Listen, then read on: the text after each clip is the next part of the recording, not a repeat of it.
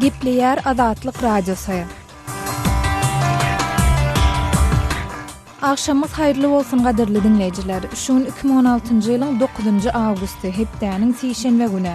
Habarlar güneligi gepleşigimizde Pragdaky studiýadan men Sehra alyp barýan. Şuňky programmamyzda Türkmen häkimetleri Aşgabatdaky Halkara Türkmen-Türk Uniwersitetini ýapdylar. Gurulma iddiýan ýokary kujaýynda öňden okap görän studentler ýurdun beýleki uniwersitetlerine we institutlaryna paýlanyp iberildi. Diplomat neşri Belarusyň öňkü jurnalisti Türkmenistana bermekçi bolýandy barada analiz çap etdi. Saran Namradowyň ady gözlenilýän adamlaryň tanawyna ýerleşdirilipdir we Belarusyň ony Türkmenistana ekstradisiýa etmäge taýýarlanýar. Mariyanyň bayramaly etrawynyň ýaşaýjysy işçiligiň giňden ýaýrandygyny, para bermeden işe ýerleşip bolmaýandygyny aýdýar. Indi bir ýerde tapyldy. Indi bir ýan üstülen özleri ýerleşdirýärmişin. O wasanyň Demiradynda söýüşçüler elektrik geçirjisi tünleriň düýbünde minany partladyp elektrik liniýalarynyň ençeme bölegini weýran etdiler. Qaryap welaýatynyň paýtagty Meýmene şäheriniň we Kabir etraplarynyň ýaşaýjylary elektrik toksuzy galypdyr. Yarım saatlyk habarlar güneligi gepleşigimizde şu we beýlik maglumatlary eşitdirmäge synanşarys. Programmamyzyň başynda günüň täzelikleri bilen tanyşyp bolun. Türk prezidenti Recep Tayyip Erdoğan Türkiýanyň Orset bilen gatnaşyklarynda örän üýtgeşik bir döwre başlaýandygyny we iki ýurdun arasyndaky hyzmatdaşlygyň regional problemalary çözmäge ýardym berjekdigini aýtdy. Erdoğan bu barada 9 awgustda Sankt-Peterburgda Orsetiň prezidenti Vladimir Putin bilen duşugyndan öň mälim etdi. Geçen ýylyň noýabr aýynda Türkiýe özüniň Siriýa bilen serhediniň golaýynda Rus söwüş uçaryny urup ýykandan soň Moskwa bilen Ankaranyň arasyndaky gatnaşyklar ýaramazlaşany bäri bu iki lideriň ýüze-ýüz geçirýän ilkinji duşugydyr. Şondan soň Orset Türkiýe garşy söwda sanksiýalaryny girdipdi we 2016-njy ýylyň ilkinji ýarymynda Türkiýe gelýän Orsetli syýahatçylaryň sany 87 götürüm petegaçdy. Rus we Türk prezidentleriniň arasyndaky bu duşuk Türkiýede 230 adamyň ölümine sebäp bolan başa barmady harby döwlet agdarlyşygy synanşygyndan soň Ankaranyň günwatar ýurtlary bilen gatnaşyklarynda dartgynlyklar artýan mahalyna gabat geldi. Türkiýe günwatary başa barmady harby döwlet agdarlyşygy synanşygyndan has weter, ondan soňky bolup geçýän wakalary üns bermekde aýplaýar. Pakistanyň Günorta günwatarynaky Quetta şäherinde ýerleşýän ketelhana edilen bombaly hüjümde onlarça aklawçy helak bolandan soň ýurdun adwokatlary ähli-mumy iş taşlaýyş elan etdiler. Pakistanyň saglyk işgärleri 8 awgustda hökümet ketelhanasyna edilen hüjümde helak bolan 70 adamyň 60-y golaýy aklawçy diýerler. Bu aklawçylar duşanma güni ýerden öldürilen tanymal adwokat Bilal Kasiniň jesedi ketelhana getirilen mahaly saglyk merkezine Bu ýowuz hüjümüň jogapkärçiligini iki islamçy topar şolsanda İslam döwleti atly topar öz üstüne aldy. Emma resmiler we analitikler bu hüjümüň arkasynda düýbi ýakyn gündorda ýerleşýän hereketiň bolandygyny şüpheli garaýarlar.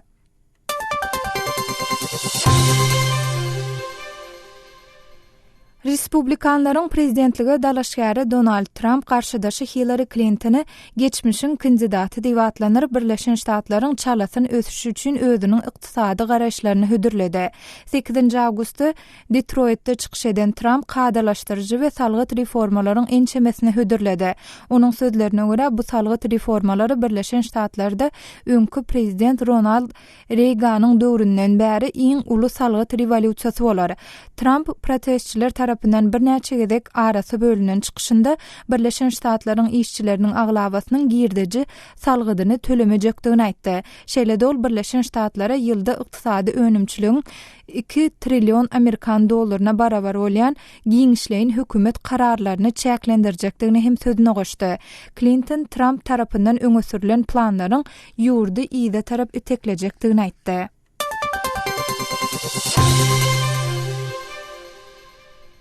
Braziliýanyň Rio de Janeiro şäherinde geçýän Tomuska Olimpiýa oýunlarynda türkmen türgenleriniň ýene ikisi öz ukybyny synap gördi. 8 awgustda türkmen toporunyň düzümünden judoçy Rushana Nurjowowa aýallaryň arasynda 57 kilogram agrama çenli kategoriýada Wengriýaly türgen Hedwig Karakas bilen güýç synap 1-0 hasap bilen ýeňildi.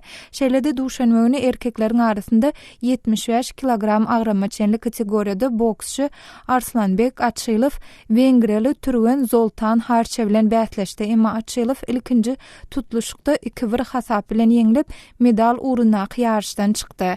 Häzir 31-nji ýerek geçirilýän Tomuska Olimpiýa oýunlarynda Türkmenistana wekilçiligi eden sportmenleriň mundan ozal hem 3 sansy çykyş etdi.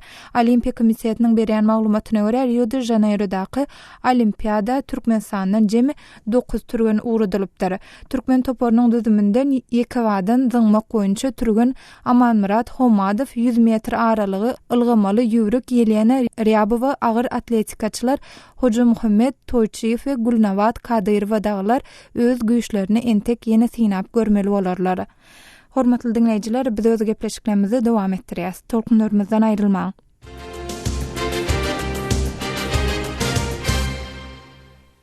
Türkmen häkimetleri Aşgabatdaky halkary Türkmen-Türk Üniversitetini yapdylar. Bu üniversitetde öňden okap ýören studentleriň öz uğurlary boýunça ýurdun beýleki ýokary kujaýlaryna geçirilendigi habar berilýär.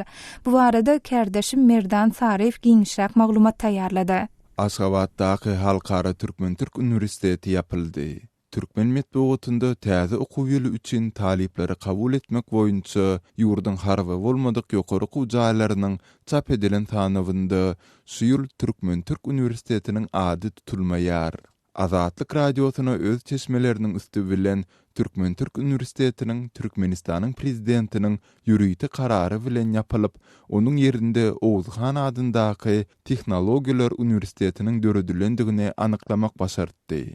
Gurrungy iddiýan ýokary kujaýynda öňden okap ýören studentler ýurdun beýleki üniversitetlerine we institutlaryna paýlanyp iberildi. Dilçiler apriýaly, inženerler polita geçirildi. Bizi diňe habarly etdiler. Diýip efirde atlandyrylmasyzlygyny soran ozorky Türkmen-Türk Üniversitetiniň talibi gurrun berdi. 1993-nji ýylda düýbi tutulup, 1994-nji ýylda hem bilim berip başlan bu ýokary kujaýynyň häzirki gün näme sebäpden ýapylandygy barada hiç ýyly maglumat berilmeýär. Gepin gerdisine görä ýatdatsak mundan 3 ýyl ozal, ýagny 2013-nji ýylyň 30-njy maýynda Türkmenistanyň prezidenti Gurbanoly Berdimuhammedow bilen Türkiýanyň sol wagtly prezidenti Abdulla Gül halkary Türkmen-Türk Üniversitetiniň 3000 taliplik täze binasynyň düýbüni tutmak dawarasyna gatnaşypdylar. Gepin gerdisine görä aýtsak, Türkmen-Türk Üniversitetiniň yapylmagy Türkiýede başa barmadyk harby agdyrylykdan soň Türk prezidenti Recep Tayyip Erdoğan'ın bu synanyşyň arkasynda Amerikada ýaşaýan Fethullah Gülen'iň durandygyny öňe sürüp, onuň dünýädäki bilim merkezleriniň yapylmagyny talap eden wagtyna gabat geldi. Halkary Türkmen-Türk Üniversitetiniň Fethullah Gülen'iň hyzmat hereketine günümel degislidigi barada hiç ýerde görkezilmese-de, bu ýokary kujaýynda bilim alanlar talipleriň ilkinji ýyllaryndan başlap olaryň öz sözleri bilen aýdylandy. Gulaklaryna Gülen'iň felsepesiniň guýulýandygyny gurrun berýärler. Türkmen-Türk Üniversitetine giren ýylymdan başlap sapaklardan daşgary hem talipler we mugallimler jemlenşip din, Gülen'iň hyzmat hereketi barada gurrun ederdiler. Özüňe alyp barmagyň ýazylmadyk düzgüni hem bardy diýse bolar. Esatan hem Türkmen-Türk liseýlerinden gelenler wagyz ündü bilen meşgulanýardylar. Türk mugallimleriň bardy diýen ýaly hem bu işlere gatnaşýardylar. Diýip halkary Türkmen-Türk Üniversitetiniň ozurky talipleriniň biri gurrun berýär. Ýere gelende ýatlatsak, Türkmen häkimetleri ozal 1990-njy ýyllaryň başynda açylan Türkmen-Türk liseýleriniň hem barysyny 2011-nji ýyla çelini ýapyp çykdylar. Sözümizin soňunda bellesek, Prezident Recep Tayyip Erdoğan'ın Gülen'iň okuw merkezlerini yapmak baradaky talaby bilen halkary Türkmen-Türk Üniversitetiniň yapylmagynyň arasynda nähildir bir ara baglansyň bardygyny garaşsyz we resmi çeşmelere tasdiklatmak başartmady. Kärdeşim Merdanyň taýýarlan maglumatyny dinlediňiz. Azatlyk radiosu bilen Telegram arkaly habarlaşyň. Munuň üçin şu nomerleri ulanyň. Goşmak belgisi 420 773 797 383, goşmak belgisi 420 724 168 983. Eger deslendik bir mesele ýa-da bolup geçýän ýagdaý barada maglumat bermek isleseňiz, Telegram tilsimini indirin we biz bilen habarlaşyň. Telefon nomerlerimiz goşmak belgisi 420 773 797 383, yeni bir nomer goşmak belgisi 420 724 168 983. Azatlyk radiosu siziň şahsiýetiňiziň gizlilikde saklanjagyna kepil geçer.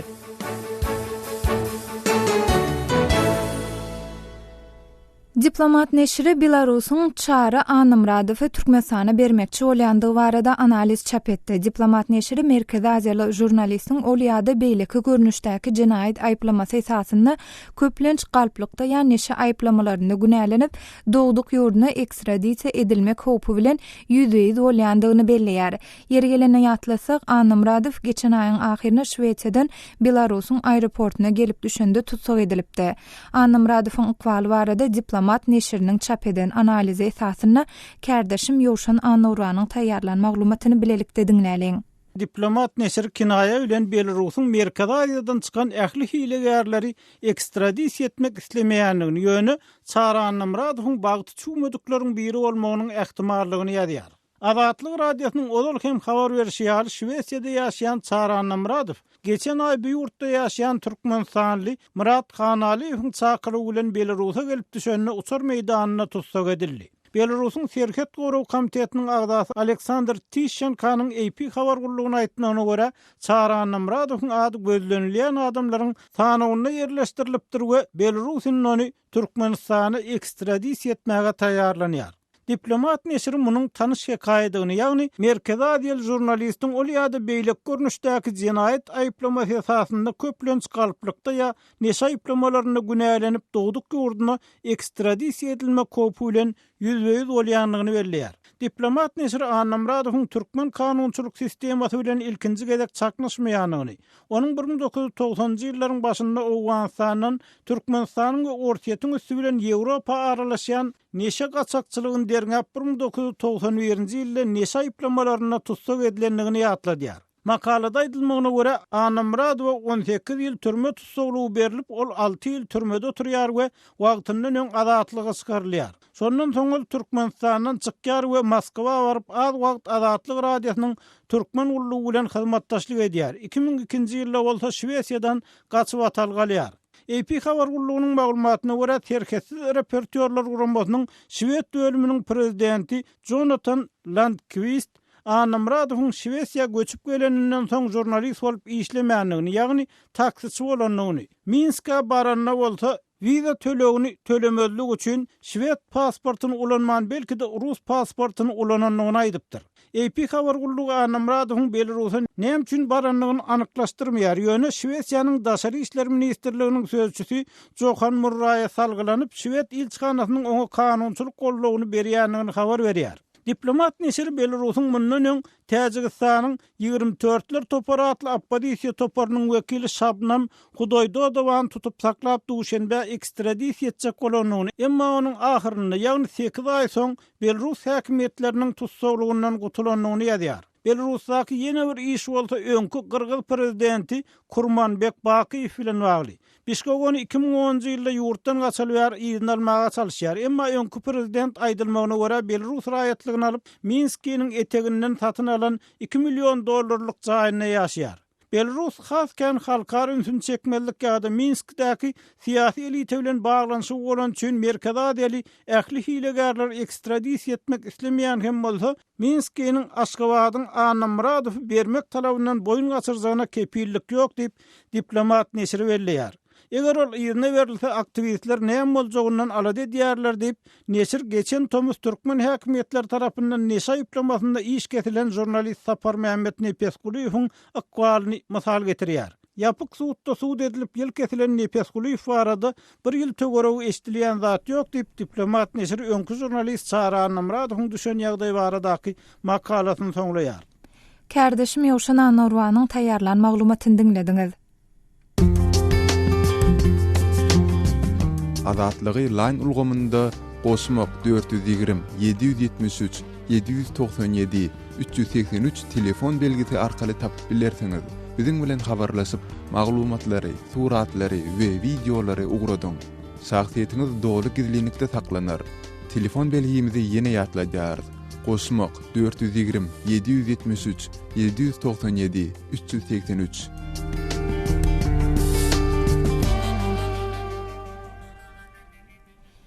Soňky ýyllarda Türkmenistanda ençeme zawod fabriklaryň açylýandygy, bularyň ilaty iş bilen üpçün etmek meselesine uly goşunt goşýandygy wagtal türkmen medeniýetinde habar berilýär. Emma Azatlyk radiosu bilen söhbetde şolýan käbir türkmenistanylar bu deshalaryň ýurduň diňe çäkli sebitlerinde gurulýandygyny we döredilýän iş ornlarynyň hem ilaty iş bilen üpçün etmäge ýeterlik däldigini aýdýarlar.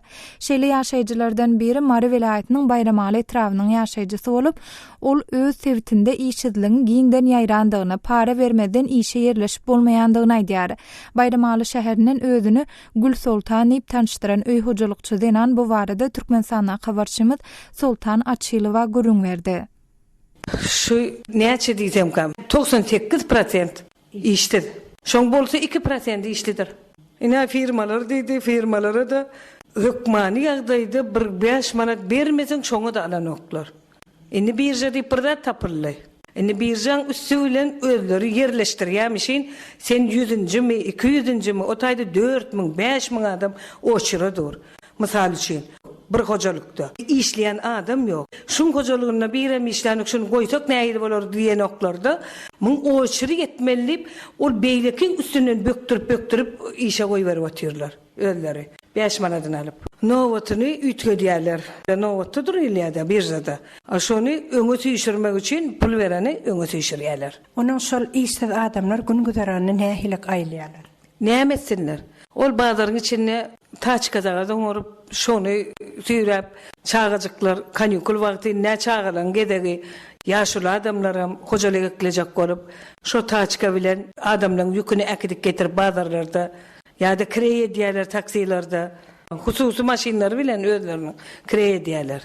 Hökümetiň işem ýok. İşsizleriň agramly bölegini ýaşlar tutýarmýar-da, ýaşuly adamlar. Şu agramly bölegi işsizligiň ýaşlar bolupdyr. Diplom, gyzyl diplomlysam ýa işlänek. Ýokary bilim alyp gelenem işlänek. Ellerine diploma iş ýok. Baran ýerine de $3000, $5000 bir sanitarkalygy $3000 soradylar. Ödüm bilýän men aralykda şunu iş alay, şoň hojalygyna eklenji ýok, eklemän adam ýok. Alay şunu $3000 bolsa getiräýdi. Tam süpürji bolup işlemäne. Çağalar baga çyldy täze. Şol çağalar bagyna girmek üçin, ýöne tam süpürji bolup işe girmek üçin $3000 soraýarlar. Bizde häzir pensionerleri çıkarmaly diýilen karar bar. Näme üçin? Hem pensiýalýarlar, hem aýlygyny alyp otyrlar. Ýaşlar boldy. İş tapman helak köçenip berdi. İşe ýerleşmek üçin soralýan paranyň möçürini urudyg barada aýtdyňyz. Onuň şo puly tapyp berip işe ýerleşip bilýärlermi? Berýärler näme etsin? Berge batýarlar berýärler. İşlejek bolýarlar, görgüller. Ana şo ýagdaýlar. Zähmet birjalar bar diýdiňiz. Zähmet birjasynda şol adamlar wagt barıp habar tutup durma, şolaň nowaty tüýşämi, okmy, şolar ýaly tertipli taklanýarmy? Şo taýda özüm bolup gördüm. Aprel aýynda. Şol işi hyrynda kynşoň. Ýaş oglanlar, ýaş gyzlar, iş tap berin, iş gerek, iş tap berin. Ýok. Ýene boş gaýdýarlar ýydyna. Bolýan zat ýok. Ene bir plan wagt gelin ýa planja garaşmaly bolarsyň, ýa bolmasa bir nähildir bir iş ötürlenýän adamlar bolýarmy? Sen entek nemeň ýetenok, nowatyň ýetenok diýip gaýtarýarlar. Sen entek nowatyň ýetenok, nowatyň ýetenne özümiz çağırar diýip telefonlaryny, nomerlerini alyp galýarlar. İşsizlik sebäpli maşgalalarda nähilekdir bir helakçylykly ýagdaýlar ýüze çykkan wagty bolýarmy? Bolýar. Men özümiň bilýänim 10 bardy, ýaş oglan gaýdylar. Enetalary işlediýe, öýe hojalyga bir girde jetdiýe, iş ýok, nerden tapsyn? Ahyrçy zamanam özlerine kast edýär şo çağalar.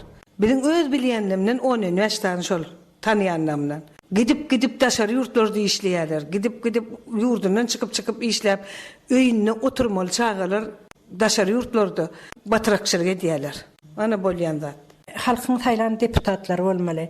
Şu deputatlar ýa bolmasa häkimlige degişli işgärler bir halkyň arasyna çykyp bir maslahatlar geçirip, ýygnaklar geçirip, halkyň halynyň habar alanoklarmy? Biz deputatyň kimdigini hem tanamyzok. Bir kim saýlanlaryny bilemizok. Ol aýlanmaga beýlede dursun. Şonu şutaýda 5 adam edip goýsalar hem şoň içinde saýla diýse kimdigini bilemizok şoň. Aýlanmaga beýlerekde dursun, ol görünenok. On kim saýlapdyr, kime gerek bolupdyr, biz bilemiz ogony. Özüňiz saýlawlara gatnaşaňyzokmy, deputat saýlawlaryna gatnaşaňyzokmy? Ay ýok. Saýlawlara gatnaşamak, deputat saýlawlaryna. Sebäbi şondan netije ýok, baranmak. Netijesi zada bir ses vermäne de men ýagdaýym ýok. Habarçymyz Sultan Açylwanyň geçiren söhbetdeşligini dinlediňiz.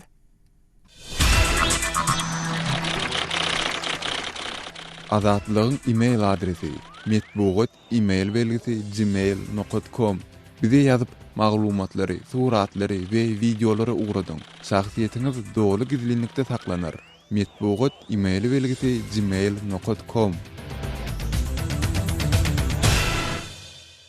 Türkmenistanyň Braziliýanyň Rio de Janeiro şäherine geçen Tomuska Olimpiýa oýunlaryna gatnaşan türgenleri bäsleşlerinden hasbes netijeler gazanyp ýyllygyna ýarşdan çykýar. Mysal üçin 8 awgustda Rio ýarşlarynda Türkmenistanly judoçy Rushana Nurjawowa we boksçy Arslanbek Atşylow garşydaşlaryny ýeňilip medal urunak ýarşdan çykdy. Häzirki pursatda 9 san türkmen türgeniň 5-si ýarşlardan çykdy. Kärdeşim Ýoşana Norwan bu ýagdaýa ýyl içinde bildirilen reaksiýa bilen gyzyklanyp, Aşgabatly ýazyjy we tynçy Amanmurat Bugaýew bilen söhbetdeş boldy. 49 türgeniň içinden 43-nji bolup gelmek, 39 türgeniň içinden 37-nji, 38-nji bolup gelmek atlar. Bular Türkmenistanyň ähli sport zanqörleriniň latyny keçirdiýärler. Onuň adam barýerinde de dürli pikirler var, adamlar bunani doğrusu bizim şol olimpiya gatnaşan sportçylarymyzda däl eýhen şolary tälim bermekde, şolary olimpiya gaýry dünýä oýunlaryna taýýarlamakda ýol berilýän därden aýtmalardan, ýol berilýän kemçiliklerden beýlenýärler. Aman brat, eýsem halk içinde şo tälim bermek meselesinde nähil anyk pikirler var. Geljek olimpiýa ýarşlarynda türkmenleriň de ordan bir üstünlük kazanmak üçin näme edilmeli adamlar? Adamlaryň başarly we ýurtda spordyň köpçüliklerin çäre uğurulmagy hakynda arzu. Bizde bolsa her näse kynanmazdan bolsa sport mektepleri belli okuwjaýlar bolaýmasa sporda berilýän ünfol 5-nji 15-nji derejede seredilýän rahat bolup çykýar. İkinciden bir halkyň arzu edýän wady, häzir bizim komandamyz durly ýarşlara gatnaşan sportçylarymyzy ýarşa taýýarlaýanlar, bular bir dünýä derejesindäki taýlykly tälimçiler, trenerler däl, muny uly halk bilýär. Şonuň üçin dünýä çykdy edilip bir topar sport mektepleri salynýar. Şu ýatlara çykdy tapylýar mowatynän şu ýurdun başyndan atly, awraýly trenerler çagyryp, olaryň gözlemçiligini ýolbaşçylygyny bizim sportçylarymyz bilen ýygderli türgülleşip getirilmeli dälilen ýani halk sesi hälisini eşdilýär. Karam halk Türkmen sportunyň mertebesiniň beýlerini üçin döwlet derejesinde alada edilmeli isleýär. Aman radini siz döwlet derejesinde diýdiňiz. Hem döwlet mediýasy, türkmen medeniýeti ýa-da türkmen medeniýetyna sport kommentatorlary bu ýagdaýa nähil reaksiýa bildirýär? Sport kommentatorlary ýa bolmasa bir atly hasaplanýan trenerler, ýagny tälimlerdiler, kemçiligiň özlerinden ýa-da sportçylardan gözläni oklardy, başga zatlardan gözleýärler. Meselen, dün türkmen telewizionyasynda Türkmenistanyň olimpiýa oýunlaryna gatnaşan boksçynyň boks meýdançasynda boksçyny beýle köle bäsleşiyle feosletilsini fiýerleýärler. Şonda kommentator bizim sportçylarymyň juda goşup taýýarlananlygyny aýtman terfine ekrandan olum bir ýurt boýunça dinlenýän ikinci programma Türkmenistan sport programmasının bizim sportçılarımızın hareketlerine yaşa südyalı ediyen adam adıl baha veren o, on karşıda kendisini eyle vurdu, beyle vurdu, ne hem şunten kellendik etdi. Bizim boksçumuzun karşıdaşına duyduruş vermek diyen yani gulkun şartları mağvıkanın aydı. Şol gepleşi alıp barayan kommentatorun bilmedim ben sportun belki beyleki görünüşlerinden haberdar olmam mümkün. Boks boyunca olan hiç yerli düşüncesinin yoktuğunu görkeliyor. Ondan bir kimse de bir çiyananın gulkun diyen yani gulkun nörediye kimse olsa şol verilen gepleşini iyi nefer etmediği için televizörünü götürüyor. Hayt bizde öz kemçiliğimizi, öz yetmezliğimizi boyunlanmak mertliği yok. Kardeşim Yoşanan Norvanın aşavatlı yadıcı ve tıyınçı Aman Murat Bugayf bilen geçiren söhbetleşliğini dinlediniz. Adatlığı isleyen wagtyňyz isleyen ýeriňizde dinlemek isleýärsiňizmi? Munuň üçin SoundCloud tilsiminde Adatlyk radiosyny tapyň we ýazylaň. Adatlyň maglumatlaryny ilkinji bolup dinleň. Play Store'dan ýa-da iTunes'dan SoundCloud'un tilsimini indirme ýatdan çykarmaň. Adatlygy SoundCloud tilsiminde Adatlyk radiosy ýazyp tap bilersiňiz.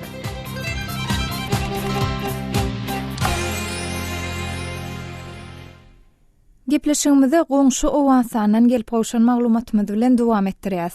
Owansanyň Demirgazyk Faryap welaýatynda söwüşçüler elektrik geçirji sütünleriň düýbünde minany partladyp elektrik liniýalarynyň ençeme bölegini weýran etdiler. Munyň netijesinde ençeme etrawyň elektrik togy kesildi.